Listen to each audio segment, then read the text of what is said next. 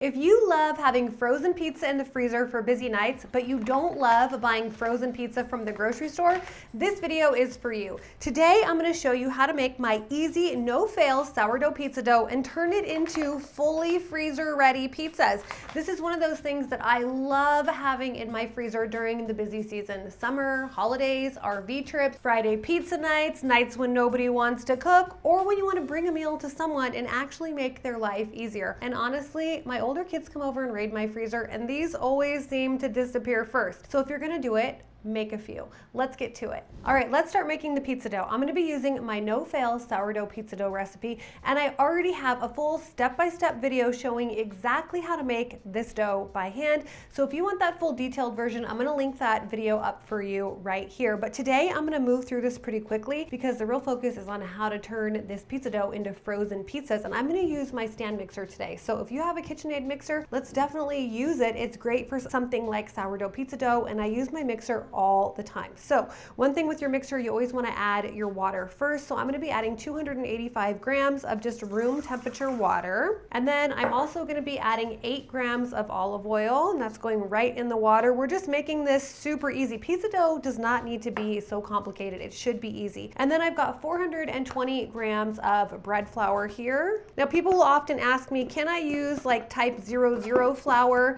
00 flour, which is usually a specialty pizza flour, and you can use that if that's what you have, but I always have bread flour on hand just from making so much sourdough. So I'm just gonna use the bread flour because that's what I have on hand. And then I'm gonna add my salt. So I've got 10 grams of salt here. And the last thing I'm gonna put in is my sourdough starter. I'm gonna be using 85 grams of active sourdough starter. And like I said before, I'm making pizza dough, I'm keeping it easy. So I'm not going to weigh out my starter, but you should weigh yours out. But I make this all the time and I have an idea of what 85 grams of starter looks like. So there we go. 85 grams of my active sourdough starter is in. Now I'm gonna lift my bowl up and I'm gonna turn this on. I'm gonna start at speed 1 just for about 30 seconds to kind of get things mixing. And then I'm gonna crank the speed up to speed 2. Now my KitchenAid stand mixer can handle that. Just make sure you know what the manufacturer recommends for your stand mixer because they're all different. I'm using the KitchenAid Pro Line 7-quart mixer. So then I'll turn this on to speed 2 and I'm gonna mix it for about 4 minutes. Now let's get going on speed 1. It would help if I plugged the mixer in. Okay, I plugged the mixer on. Did you see that look of like sheer panic on my face when I turned on the mixer and nothing happened? Because they don't make this mixer anymore, this particular one. If anything ever happened to this mixer, I would be very sad. So I remembered to plug it in. All right, here we go. Speed 1, just for a little bit to kind of get things going, and then I'm gonna crank it up to speed 2 for about 4 minutes. Now, if you don't have a stand mixer, you can absolutely mix this by hand. That's how I showed it in my original sourdough pizza dough video, the one I linked earlier for you. But if you have a mixer and it can handle bread dough, use it. Let's let it do some of the work for you. I'm kind of the opinion that pizza should be an easy thing, right? We don't want to overcomplicate it. Okay, I'm going to crank mine up to speed 2 and I'm just going to let this go for about 4 minutes. It's going to start out as a really shaggy dough, but then it will come together as it mixes. Okay, my dough's been mixing for a little bit more than 4 minutes, maybe 4.5 minutes, and it's done mixing. I'm going to lower the bowl, and then we're done with the stand mixer. So I'm going to take my bowl off. And then I'm just gonna cover my dough and let it sit for 30 minutes. I'm gonna let this dough rest. I only do 2 rounds of stretch and folds when it comes to pizza dough. It just doesn't need 4 rounds, especially because we did a pretty good job of mixing it in the mixer. So this is gonna sit for 30 minutes and I'll come back and do 2 rounds of stretch and folds. All right, my dough's been sitting for 30 minutes and now I'm gonna start my stretch and folds. I'm gonna show you how I do the first round of stretch and folds. I'm gonna get my hands wet because that makes them non-stick, right? I turned my bowl a quarter turn. I'm gonna reach in, grab my dough, stretch it up and fold it over. Another quarter turn,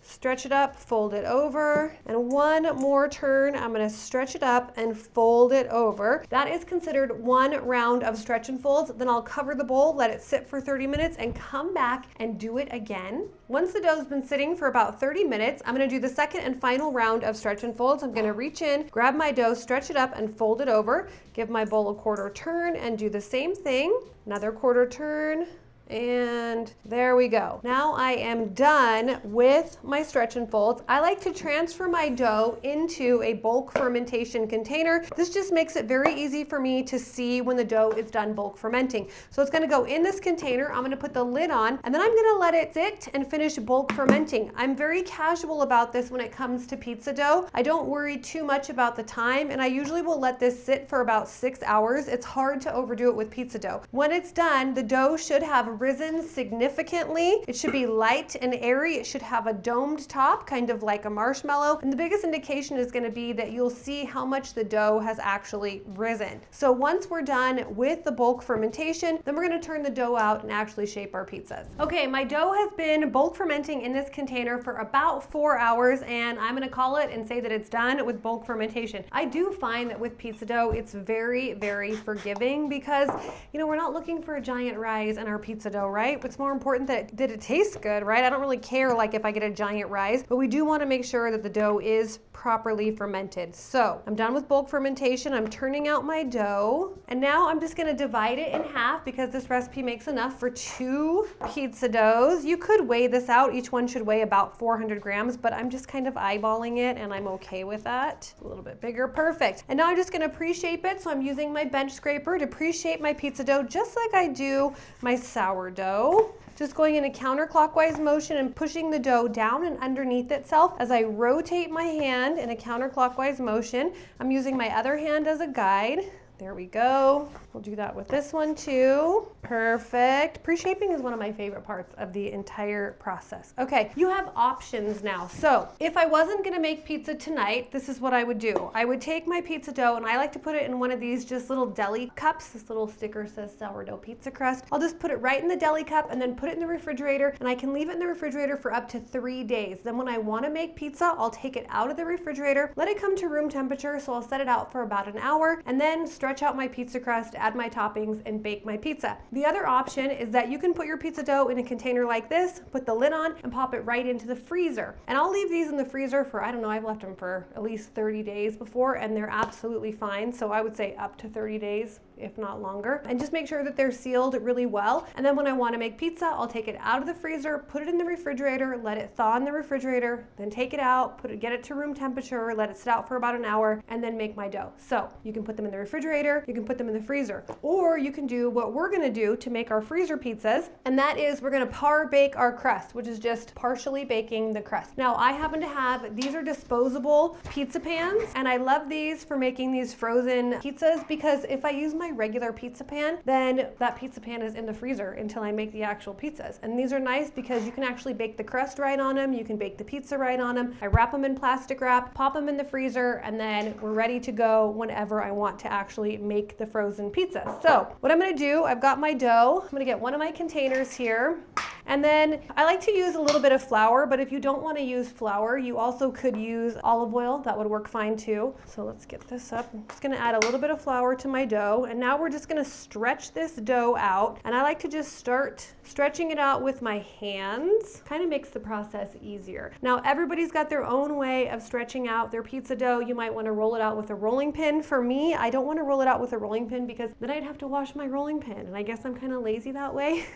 This way works just fine. I don't need a perfect pizza crust. It's just for, you know, me and my family and my husband. And so this works absolutely fine for us. Now I'm going to move this over. And if your dough feels particularly sticky, it's okay to put a little bit of flour right down there if you need to. Mine's not particularly sticky, but I want to show you how I do that. And then I like to just use my fingers and push the dough out as I go around in a circle. So I'm going to get a little bit of flour on my fingertips, and I'm just pushing the dough out using my fingertips and rotating my container here. If at any time you notice that your pizza dough kind of starts struggling and like shrinking back up after you've already shaped it, that just means that the gluten needs to relax. So just take a little break, step away for about 15 minutes, let your dough relax, and then come on back and get back to it. Now this is enough dough, like I said, for 2 12-inch pizzas. So this is a 12-inch disposable pizza pan. I'll link them down below for you. Sometimes these convenience things are just nice to have, you know? They just make life a little bit easier, especially on those busy nights. All right, and you can be as much of a perfectionist with this as you want to be. It's totally up to you. I kind of make things a little bit more rustic. Fun fact, in high school, I worked at a pizza place. Didn't actually make the pizzas. I took the orders, but I used to watch the guys like toss the pizza dough up in the air. It was crazy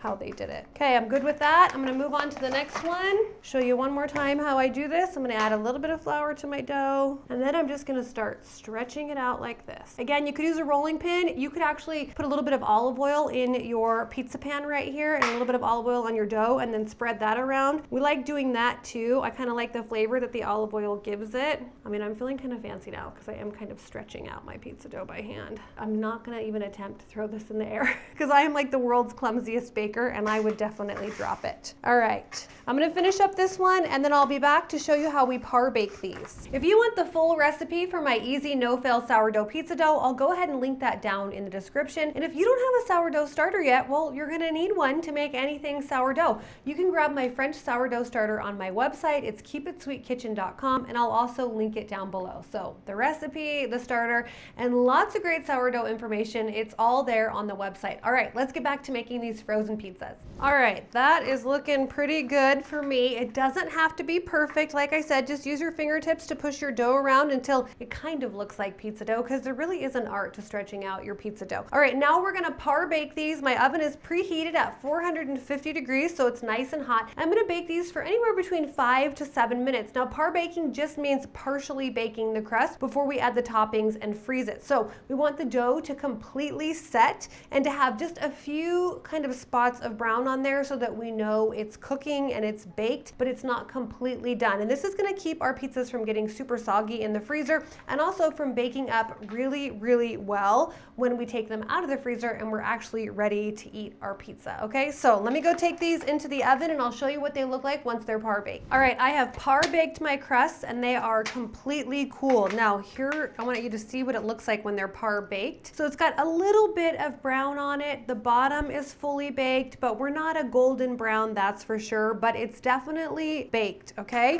And that's exactly what you want. Now you're gonna let them cool completely, and they really do need to be cooled completely because you don't want your toppings to start melting. And once they are cooled, you're gonna go ahead and add all of your favorite pizza toppings, and then we're gonna wrap these up and put them in the freezer. So I've got all my favorites here. Now, one quick tip for you, when you're adding toppings to your pizza, if you have something that is gonna release a lot of moisture, like mushrooms, I would leave those off and then add them right before you bake your pizza. So you'll just take it out of the freezer and add them then. But for me, I'm gonna do one of these is gonna be Canadian bacon and pineapple. Now, I realize that pineapple on pizza is kind of controversial. You're either a pineapple belongs on pizza kind of person or absolutely not. Don't ever put pineapple on the pizza. But I happen to like pineapple on pizza. So we consider that like mom's pizza. It's the one that I like, but you know, people are always sneaking slices of it. So I think everybody likes it. So I've got my sauce. I'm just gonna do a little bit of cheese.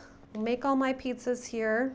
Okay, I've got both of my pizzas made, and now I'm just gonna wrap them up really well in some plastic wrap, okay? And that's important. And then these are gonna go in the freezer. This is my like giant Costco size plastic wrap, which is a little excessive. And I'm gonna freeze them right in these disposable pizza pans, which just makes it so convenient. And I definitely recommend, if you're making this recipe, double it, because it is so convenient having these in the freezer.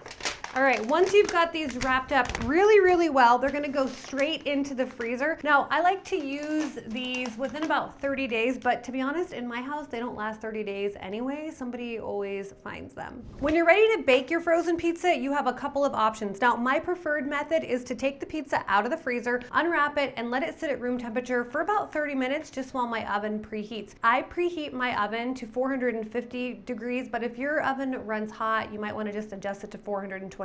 For me, 450 is the perfect temperature to make beautiful pizzas. So you're gonna preheat your oven, unwrap your pizzas, let them sit at room temperature for about a half hour. You can bake your pizza directly in this disposable pan, or you can remove it from the pan and bake it on a pizza stone or a baking steel if you want an even crispier crust. Now, in my oven, these usually take about 15 minutes to fully bake. You're looking for melted, bubbly cheese and a crust that's crisp and golden.